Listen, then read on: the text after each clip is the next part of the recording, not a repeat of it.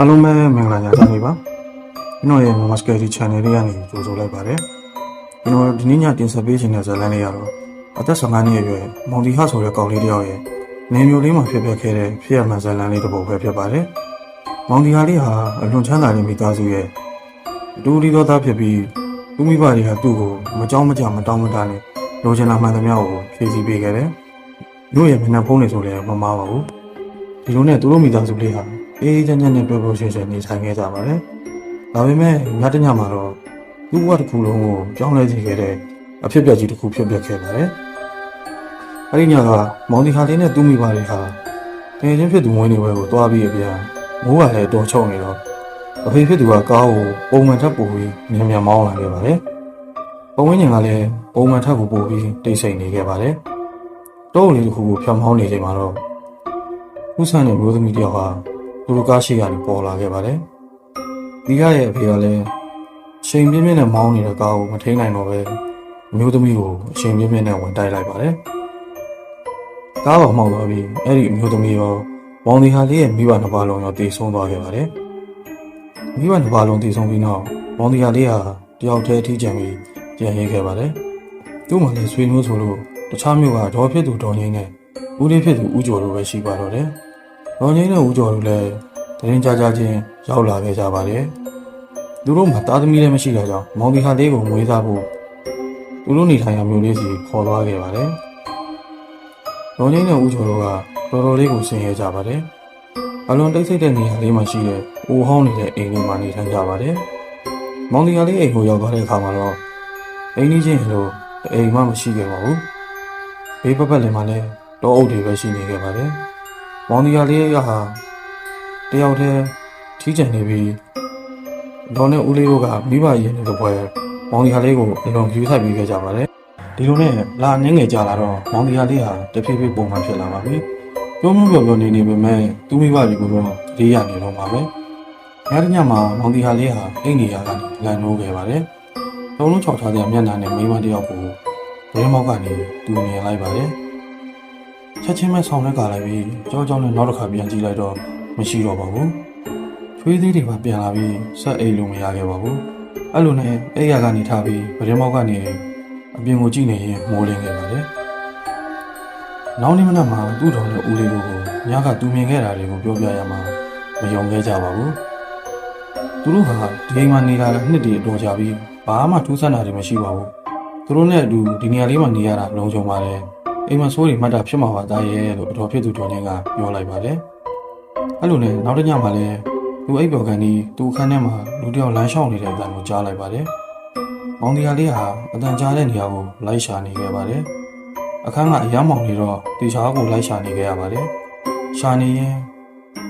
ကြောက်ရှာကောင်းတဲ့အမျိုးသမီးရဲ့မျက်နှာကြီးကရှေ့ကနေဘွားကနေပေါ်လာခဲ့ပါတော့တယ်။ပြီးတော့မောင်ဒီယာလေးလည်းသတိလစ်သွားခဲ့တာပေါ့။တီဟာဆိုပြီးအတော်ဖြစ်သူခေါ်တဲ့သူပြန်လို့လာတော့လူမြင်လိုက်ရတဲ့ကြောက်ချမျက်နှာကြီးအကြောင်းကိုဒေါ်ငင်းနဲ့ဦးကျော်တို့ကိုပြောပြလိုက်ပါတယ်။ကြောက်လန့်နေပြီးတနားရကောင်းတဲ့ဒီကောက်ကိုဒေါ်ငင်းကစိုးရိမ်နေခဲ့ပါတယ်။မောင်ဒီယာလေးလည်းသူ့တော်နဲ့ဦးလေးကိုမြင်လိုက်ရတော့စိတ်သက်သာရသွားခဲ့ပါတယ်။နောက်ညတွေမှာလည်းမောင်ဒီယာလေးဟာလုံးဝအိမ်မပြောခဲ့ပါဘူး။မျိုးလုံးတွေမိတ်ဖို့ကိုတော့ကြောက်နေခဲ့ပါတယ်။ဒါကြောင့်သူ့ကျမ်းမာရေးထိခိုက်လာပါတော့တယ်။မောင်ဒီယာလေးဟာအရင်ကလိုပျော်ပျော်ရွှင်ရွှင်မရှိတော့ပဲတနေ့ကိုငူငူကြီးပဲထိုင်နေခဲ့ပါတယ်။တော်ဖြစ်သူဒေါ်ချင်းကလည်းမောင်ဒီဟာလေးကိုစိတ်ပူပြီးသူ့ကိုဆရာဝန်စီခေါ်သွားဖို့ဆုံးဖြတ်လိုက်ပါတော့တယ်။ဆရာဝန်ကစစ်ဆေးပြီးတော့စိတ်ယောဂအထူးကုဆရာဝန်နဲ့ပြောဖို့သူတို့ကိုအကြံပေးခဲ့ပါတယ်။မောင်ဒီဟာလေးဟာပြင်းထန်တဲ့စိတ်ဝေဒနာကိုခံစားနေရပါတယ်။သူ့မိဘတွေဒီဆုံးနေကြကဆိုးရတဲ့အဖြစ်အပျက်တွေကိုအရွယ်နဲ့မလိုက်အောင်ကြုံတွေ့ရပြီးတော့ရုတ်တရက်စိတ်ဒဏ်ရာရသွားခဲ့ပါတယ်။ဆရာဝန်ကဆေးတွေကိုပုံမှန်တော့ဖို့ညွှန်ကြားခဲ့ပါတယ်။တော်ဖြစ်သူတော်ချင်းကလည်းမောင်ဒီဟာလေးကိုအရင်ကထပ်ပူပြီးဆိုင်ခဲ့ပါတယ်။သူဆေးတွေကိုပုံမှန်တော့ခိုင်းပါတယ်။အဲ့လိုနဲ့မောင်ဒီဟာလေးရဲ့အခြေအနေဟာလည်းကောင်းမွန်လာပါပြီ။ညဘက်တွေလည်းနှင်းနှင်းချက်ချက်အိပ်လို့နေပြီဖြစ်ပါတယ်။ဒီလိုနဲ့တညမှာသူ့လေးဦးကျော်ကနေမကောင်းထားပြပါတော့တယ်။ဘလို့မှမတတ်တာလို့တာကြောင့်ဆေးရုံပို့ဖို့ဒေါ်ချင်းကဆုံးဖြတ်လိုက်ရပါတော့တယ်။မောင်ဒီဟာလေးဟာနှင်းနှင်းချက်ချက်အိပ်ပျော်နေတာကြောင့်ဒေါ်ငင်းကမနှိုးတော့ပဲထားခဲ့လိုက်ပြီး ဆေးရုံကိုကားမောင်းထွက်သွားခဲ့ပါတော့တယ်မောင်တရားလေးဟာကားထွက်သွားတဲ့ကြားပြီးလန်နိုးလာပါတော့တယ်အိမ်မှာတယောက်လည်းကြံခဲ့ပြီဆိုပြီးအမောင်လေးကနေတရေမှနောက်တစ်ချိန်ပေါ်လာရင်ဘူးမှသူ့ကိုကယ်မဲ့သူမရှိတော့ဘူးဆိုပြီးတွေးပြီးကြောက်နေခဲ့ပါတယ်ဒီညအတွက်တော့စိုးရင်စိတ်တွေကြောက်ရင်စိတ်တွေနဲ့ပြေးနေနေခဲ့ပါတယ်အယူတယောက်လိုသူဆေးရွားတွေကိုလိုက်ရှာနေခဲ့ပါတယ်သူကန်းထဲမှာရှာမတွေ့တဲ့အခါကြောက်စိတ်တွေစိုးရင်စိတ်တွေကနေရုံးထွက်ကအာတင်းပြီးအခန်းထဲကနေထွက်လာပါတော့တယ်အိမ်ရဲ့နေရာတိုင်းကိုရှာပြီးမဲ့မတွေ့ရှိခဲ့ပါဘူးအဲ့လိုနဲ့ဥကျော်ခန်းထဲရောက်လာခဲ့ပါတယ်အခန်းထဲရောက်တော့ဗီဒီယိုတစ်ခုကိုတွေ့တယ်နဲ့ဆေးရှိလို့ရှိညာဆိုပြီးရှာလိုက်တဲ့အခါသူ့ကို6လက်နေခဲ့တဲ့တရားမှမျက်နှာပေါင်းတစ်ခုနဲ့ဝေယုံတစ်ခုကိုတွေ့ရှိသွားခဲ့ပါတယ်။မောင်ဒီဟာလေးဟာနှလောက်တွေ့ပြီးသွားပြီးဒီကိစ္စအားလုံးကိုသူ့လေးဦးကျော်လုပ်နေတယ်ဆိုတာကိုသူသိသွားခဲ့ပါတော့တယ်။သူ့ရဲ့အကြံစီကမောင်ဒီဟာလေးကိုယူသွားတယ်ဆိုပြီးယူထောင်ဖို့ပါ။မောင်ဒီဟာလေးရမယ့်အမွေအားလုံးကိုဦးကျော်ကမောင်မိုင်စည်းချင်နေမှသိရှိသွားခဲ့ပါတော့တယ်။နောက်နေ့မှာရဲစခန်းကိုဖျက်ချောင်းကိုလည်းပေါ်ပြပြီးတိုင်ကြားလိုက်ပါတော့တယ်။လောဘကြီးပြီးမောင်တရားရမယ့်အမွေတွေအကုန်လုံးကိုမောင်မိုင်စည်းချင်နေတဲ့ဦးလေးဖြစ်သူဦးကျော်ကိုရဲကနောက်မှသွားခဲ့ပြီးထိုက်တဲ့ပြစ်တင်ချမှတ်လိုက်ပါတော့တယ်။အဆုံးထိကြည့်ရှုပါပေးကြလို့ကျေးဇူးထူးရည်ရှိပါတယ်။